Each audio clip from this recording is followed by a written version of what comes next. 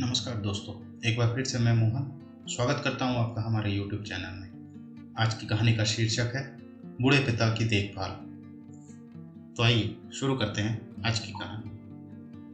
अरे रोशन, अगले सप्ताह में हम यूरोप टूर पर जा रहे हैं। पापा को कब लाऊं तुम्हारे पास, या तुम लेकर जाओगे उन्हें? अरे भैया, एक प्रॉब्लम हो गई है। प्रिया के भाई ने हमारी कश्मीर टूर की बुकिंग की है, वह भी अगले सप्ताह का ही है। उस वजह से सॉरी, मैं पापा को लेने नहीं आऊंगा। रोशन को ऐसा बोलकर गुस्से से विराट का सिर घूम गया। पर तुम्हें पूछ कर ही तो मैंने यूरोप टूर की बुकिंग की थी ना। उस बात को 3 महीने हो चुके हैं और तुम मुझे अभी बता रहे हो कि नहीं आ सकता। वह भी मैंने पूछा तब। अभी मुझे बताओ, मैं पापा को कहाँ भेजूं? भैया, आपको तो पता ही है प्रिया का स्वभाव कैसा है। उसने एक बार ठान लिया तो ब्रह्मदेव भी उसके प्लान में रुकावट दे नहीं सकते। तो फिर प्लीज मेरे घर में झगड़ा मत लगाओ। रह गया पापा का सवाल, तो आप तनु को पूछो, वह यहीं रहने वाली है ना, और उसका घर बहुत बड़ा है। अरे लेकिन, उतने में फोन कट गया। विराट ने गुस्से से मोबाइल की तरफ देखा। रोशन का यह हमेशा ही रहता है। शादी होने के बाद से कभी भी उसने माँ पापा की तरफ ध्यान नहीं दिया। सच कहे तो छोटा होने के कारण वह माँ पापा का सबसे लाडला था, पर माँ पापा को उसने कभी भी अपनी जिम्मेदारी माना नहीं। 2 साल पहले माँ कैंसर से मर गई, पर उसकी बीमारी में एक भी पैसा की मदद उसने विराट को नहीं की। पिछले साल पापा को हार्ट अटैक आया, पर जैसे अजनबी इंसान की तरह हॉस्पिटल में पापा को मिलने के सिवाय उसने कुछ भी नहीं किया।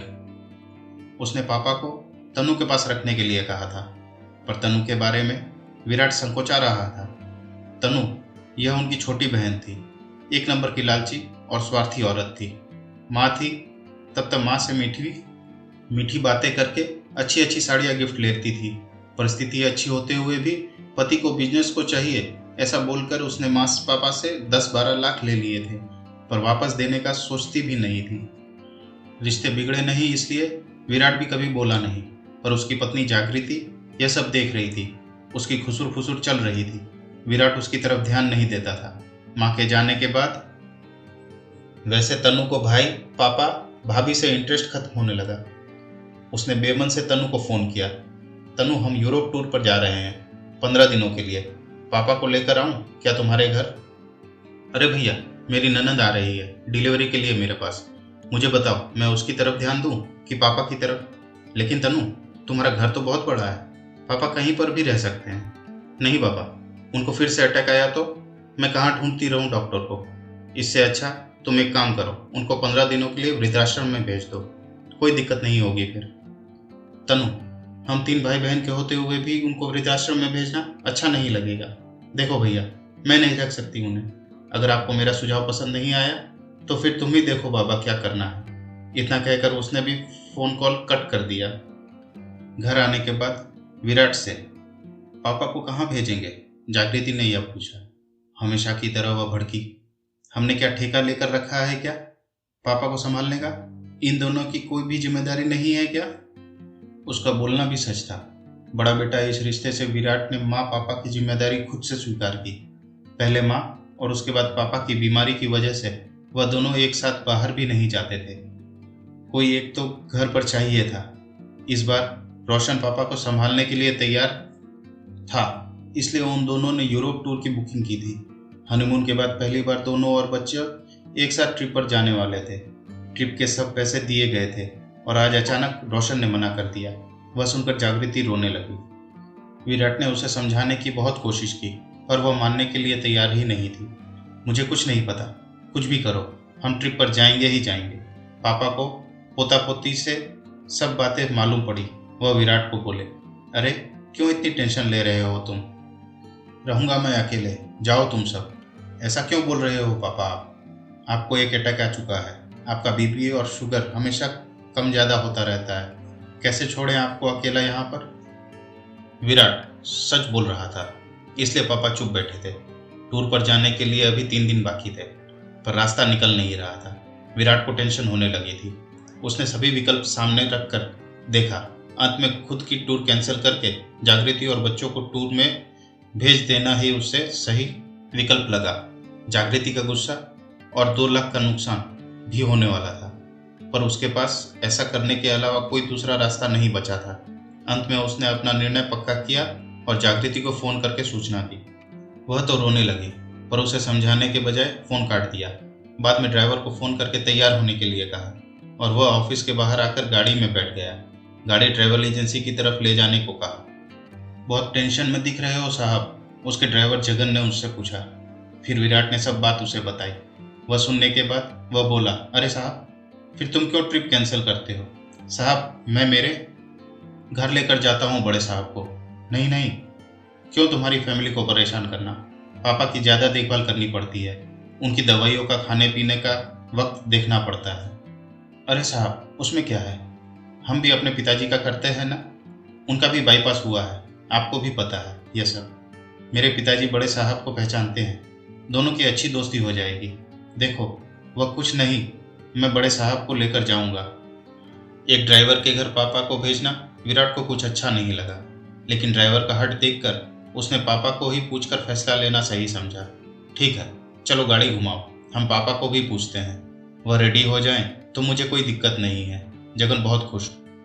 घर जाकर उसने बड़े साहब से पूछा। पापा भी तैयार हो गए। वह बोले, जगन के परिवार को कोई दिक्कत नहीं होगी तो मैं जाने के लिए तैयार हूँ। जगन ने तुरंत घर पर फोन लगाया। बोलना खत्म होने पर वह खुशी से बोला, सब तैयार है। मेरे पिताजी को तो बहुत आनंद हुआ है। टूर के दिन जगन बड़े साहब को लेकर उसके घर ले गया। बाद में उसने विराट और परिवार को एयरपोर्ट पर छोड़ आया। घर जाते वक्त उसने विराट को विश्वास दिलाया, चिंता मत करो साहब, बड़े साहब एकदम आराम से रहेंगे। टूर के दौरान भी विराट उसके पापा को फ़ोन करके हाल पूछता था। उनका हमेशा एक ही उत्तर रहता था, चिंता मत करो, मैं यहाँ पर ठीक हूँ। 16 दिन जगन उनको लेने के लिए एयरपोर्ट पर गया। विराट ने पापा की पूछताछ की। मजे में है बड़े साहब, बहुत धमाल की दोनों बूढ़ों ने, जगन बोल रहा। वह सुबह उठकर मॉर्निंग वॉक पर जाते थे, फिर दिन भर पत्ते और शतरंज का खेल खेलते थे, फिर शाम को मंदिर में जाकर भजन कीर्तन सुनते थे। उनकी तरह ज्येष्ठ नागरिकों के साथ चौपाटी पर बैठकर बातें करते थे। 3 दिन पहले बड़े साहब को थोड़ा बुखार आया था, शुगर भी थोड़ा बढ़ गई थी। फिर उनको अस्पताल लेकर गया, अभी वो एकदम ओके है। हमें छोड़ने के बाद लेकर आना पापा को घर पर, एक दिन रहने दो ना साहब उनको, बीमारी की वजह से उनकी मेहमान नवाजी रह गया है। अरे अभी क्यों करनी मेहमान नवाजी, इतने दिनों तक तुमने उन्हें संभाला, वह क्या कम है? ऐसा क्यों कहते हो साहब, अपने घर आने वाले मेहमान को मेहमान नवाजी किए बिना कैसे भेजे? और यह मैंने संभाला ऐसा बोलो मत, मैंने कुछ ज़्यादा नहीं किया है, बड़े साहब ही अच्छे से रहे हमारे घर। अच्छा बाबा, ऐसा बोलकर विराट उसे हाँ कहा। दूसरे दिन शाम को पापा घर आए। वह बहुत खुश दिख रहे थे। उनके हाथ में एक थैली थी, पैंट शर्ट का कपड़ा, टॉवल, टोपी थी। वह देखकर विराट बोला, अरे इसकी क्या जरूरत थी जगन? नहीं, कैसे साहब, बड़े साहब को ऐसे ही भेज देता मैं। उतने में जागृति ने विराट को अंदर बुलाया और कहा, सुनो जी, उसका एहसान मत रखो, 5-10 हजार उसे दे दो। विराट को वो सही लगा। जगन के घर जाकर उसने 10 हजार उसके हाथ में दिए। जगन ने उसकी तरफ आश्चर्य में देखा और फिर वह 10 हजार उसके जेब में रख दिए और बोला, यह क्या है साहब? अरे पिता को संभालने का कोई पैसा लेता है क्या भला? और हाँ, आगे भी कभी ऐसा प्रसंग आए तो बड़े साहब को बिंदास मेरे पास भेजना। विराट का मन भर आया, उसने जगन को गले लगा लिया। 3-4 दिनों बाद रोशन और तनु का फोन आया। टूर कैंसिल किया था या फिर पापा को वृद्धाश्रम में रखा था, ऐसा पूछ रहे थे दोनों।